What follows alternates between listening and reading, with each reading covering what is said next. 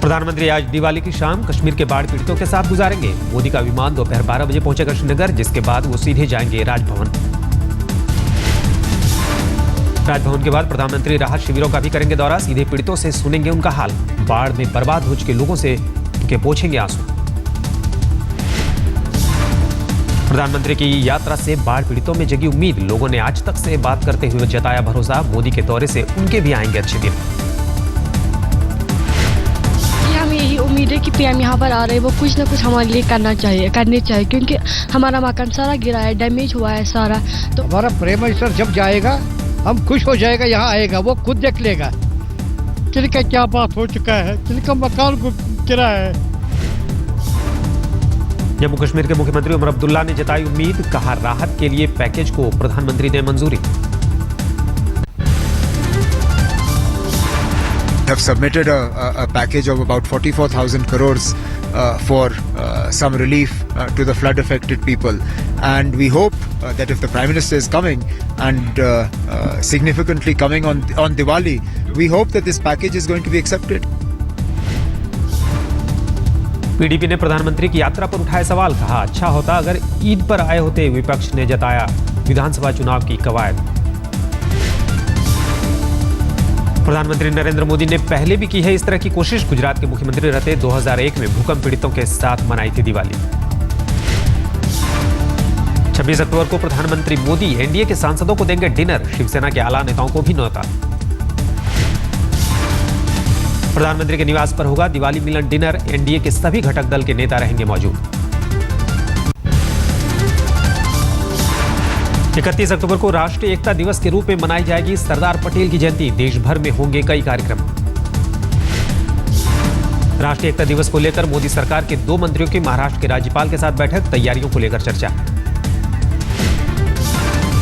महाराष्ट्र के राज्यपाल विद्यासागर राव से मिले जावड़ेकर और पीयूष गोयल। राष्ट्रीय एकता दिवस कार्यक्रम को लेकर हुई बात। वो हमारे देश के एक सबसे बड़े लौह पुरुष के रूप में जाने जाते हैं, इसलिए उनका स्मरण उस दिन करते हुए 2 कार्यक्रमों का तय देश भर में हुआ है। सरदार पटेल की जयंती पर देश भर में एकता दौड़ का कार्यक्रम। दिल्ली में खुद कार्यक्रम में मौजूद रहेंगे मोदी।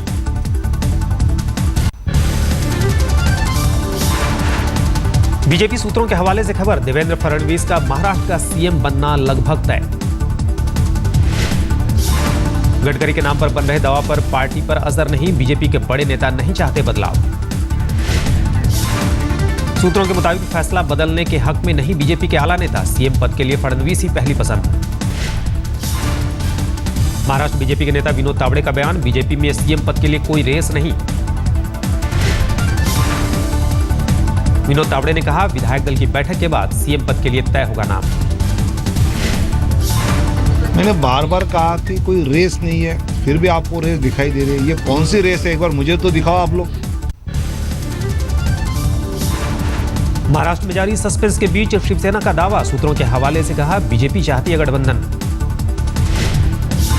शिवसेना सूत्रों के मुताबिक बीजेपी नेता शिवसेना के साथ चाहते हैं गठबंधन। दिवाली बाद बदले की तस्वीर।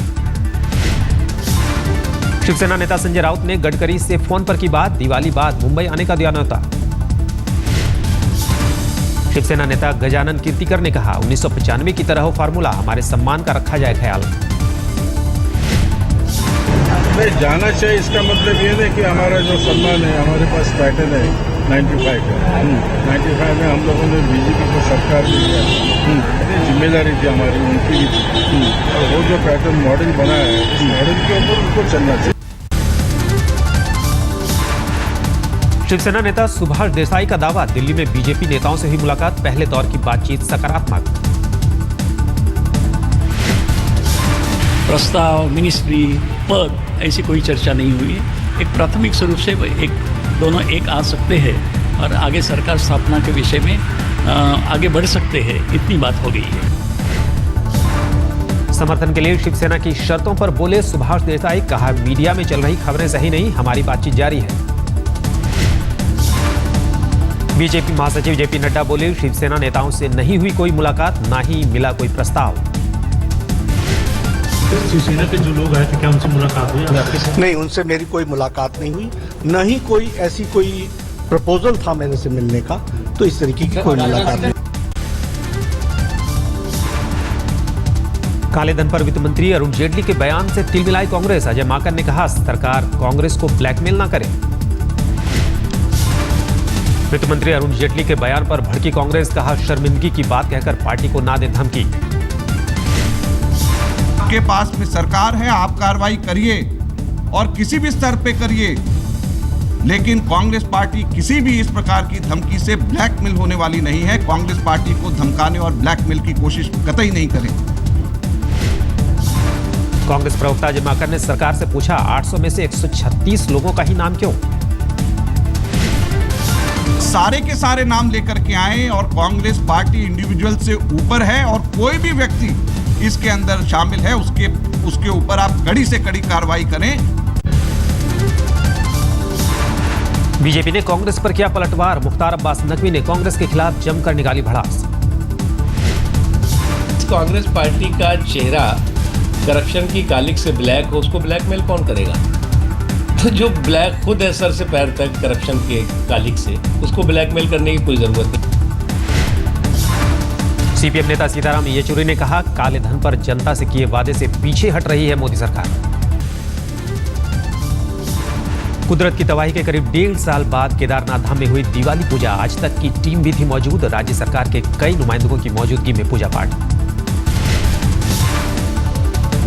दिवाली पूजा के दौरान स्वामी रामदेव भी दल बल के साथ थे मौजूद। आज तक से कहा हमें मुख्यमंत्री ने यहां भेजा, केदारनाथ की स्थिति बेहतर बनाने के लिए पीएम मोदी से करूंगा बात। सरकार और केंद्र सरकार के साथ मिलकर के जो भी इस तीर्थ के गौरव को पुनः प्रतिष्ठापित करने के लिए और पुनर्निर्माण के कार्य के लिए जो भी हम कर सकते हैं वो पूरी तरह से हम करेंगे। आदरणीय मोदी जी से भी हम बात करेंगे। केदारनाथ में दिवाली पूजा के दौरान कई श्रद्धालु भी थे मौजूद। सुविधा और संसाधन की कमी के बावजूद जारी है लोगों के पहुंचने का सिलसिला। कैसा लगा आपको यहाँ पहुँच करके, भगवान के दर्शन करके? बड़े आनंद, बहुत आनंद मिला। यानी दुनिया में समझ लीजिए कोई आनंद नहीं जैसा आनंद आज हमको यहाँ मिला। प्रेम से दर्शन हुआ, सबसे बड़ी बात तो ये है। केंद्रीय जल संसाधन मंत्री उमा भारती ने बद्रीनाथ में भगवान के किए दर्शन। गंगा की सफाई पर अधिकारियों के साथ की बैठक। उमा भारती ने कहा बद्रीनाथ से लेकर प्रयाग तक गंगा को सीवर मुक्त करने की योजना। आसपास बहने वाले गंदे नाले बंद होंगे। विश्व हिंदू परिषद के संयोजक अशोक सिंघल ने फिर आला पर राम मंदिर का राह। कहा अयोध्या, काशी और मथुरा से अपना दावा वापस ले मुस्लिम समाज। अशोक सिंघल ने कहा मोदी सरकार को जनता ने दिया पूर्ण बहुमत। अब मंदिर के निर्माण पर गंभीरता से सोचे केंद्र सरकार। और इसलिए मोदी सरकार को सोचना चाहिए गंभीरता के साथ और आगे बढ़ करके, क्योंकि संत समाज आज बहुत उत्सुक है इस बात को जानने के लिए। जम्मू कश्मीर के सीएम उमर अब्दुल्ला ने लगाई झाड़ू। नगर के बाढ़ प्रभावित जवाहर नगर में की सफाई। अभिनेता सलमान खान ने जम्मू कश्मीर के सीएम को किया था नॉमिनेट। सफाई के बाद उमर ने ट्वीट की तस्वीर। मंगलवार सुबह सलमान खान ने मुंबई के पास करजत में की थी सफाई। उमर के अलावा रजनीकांत और आमिर खान को किया था नॉमिनेट। सफाई अभियान से जुड़ने पर पीएम मोदी ने दी सलमान खान को बधाई। कहा लोगों को मिलेगी प्रेरणा। दिवाली की पूर्व संध्या पर जगमग हुआ इलाहाबाद का मालवीय स्टेडियम। 20,000 मोमबत्तियों और दीपक से अलौकिक नजारा।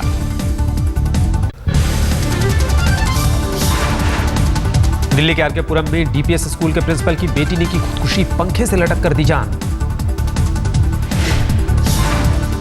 29 साल की अंजना अपने बॉयफ्रेंड से करना चाहती थी शादी, लेकिन नहीं मिल रही थी दोनों की कुंडली, इसलिए तनाव में थी अंजना।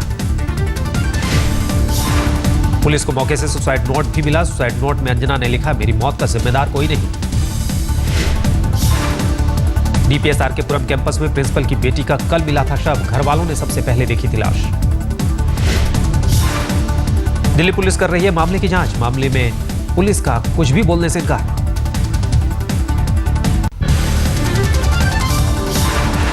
गुड़गांव के पालन विहार में घरेलू झगड़े की वजह से फर्नीचर कारोबारी ने पत्नी को मारी गोली। हत्या का केस दर्ज। मुजफ्फरनगर के थाना कोतवाली में नाले से मिली महिला की सिरकटी लाश, अब तक शिनाख्त नहीं। अलीगढ़ में रोड रेस में कत्ल, हॉर्न बजाने से मना करने पर एक शख्स की गोली मारकर हत्या। पत्नी और बच्चों के साथ बाइक से जा रहा था मृतक शख्स, तभी बाइक से आए 3 लड़के गोली मारकर हुए फरार। गाजियाबाद में भी NH-24 पर साइड मांगने पर बदमाशों ने चलाई गोली, इंजीनियरिंग के 2 छात्र जख्मी। मुजफ्फरनगर में शराब माफिया को पकड़ने गई पुलिस पर गोलीबारी और पथराव, कई पुलिस वाले हुए जख्मी। ताबड़तोड़ फायरिंग के बाद पुलिस ने भी संभाला मोर्चा, कई घंटे बाद शराब माफिया को गिरफ्तार करने में पुलिस हुई कामयाब। यूपी के बिजनौर में दहेज की मांग पर लड़की पक्ष ने बारातियों को बनाया बंधक, दूल्हा और उसके पिता को भी कमरे में किया बंद।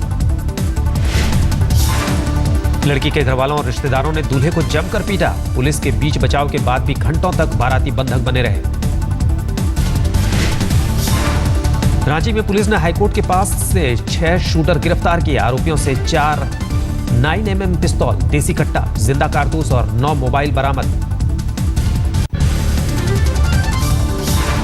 यूपी के गोरखपुर में करीब सहजनवा में पटाखा बाजार में भीषण आग, करीब 40 दुकानें जलकर खाक। पटाखा बाजार में लगी आग, प्रशासन की सफाई, अवैध तरीके से चल रही थी दुकानें।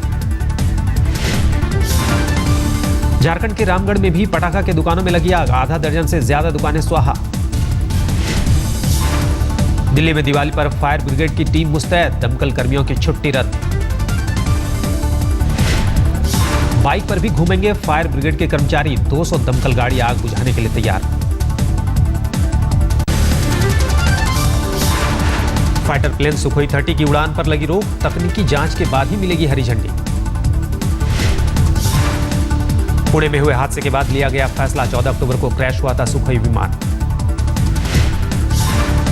मुंबई के लोगों को अगले साल के शुरू में मिल सकता है सी प्लेन का तोहफा, कल हुआ टेस्ट ट्रायल। सी प्लेन के जरिए जुहू चौपाटी से मरीन ड्राइव की दूरी 7 मिनट में होगी पूरी, 750 रुपए होगा किराया। जुहू से सड़क के रास्ते मरीन ड्राइव पहुंचने में लगता है 1 घंटे का समय, कैब को देना होता है 400 रुपए किराया।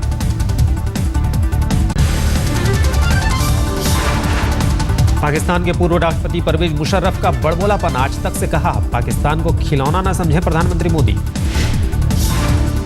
जमानत मिलने के बाद मुशर्रफ का किसी भारतीय चैनल को पहला इंटरव्यू, मुशर्रफ बोले मोदी थप्पड़ मारकर नहीं समझा सकते।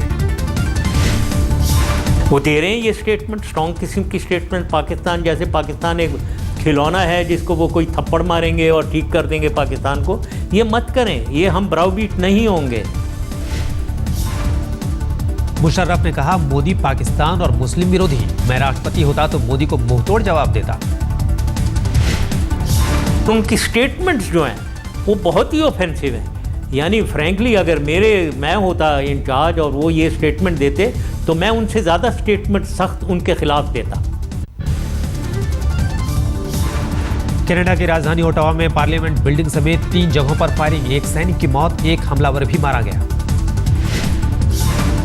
उस वक्त संसद भवन के एक कमरे में प्रधानमंत्री स्टीफन हार्पर दे रहे थे भाषण, पीएम पूरी तरह सुरक्षित। चश्मदीदों के मुताबिक नेशनल वॉर मेमोरियल के पास हमलावर ने सुरक्षाकर्मी को गोली मारी, तब संसद के पास की इमारत में घुसकर की फायरिंग।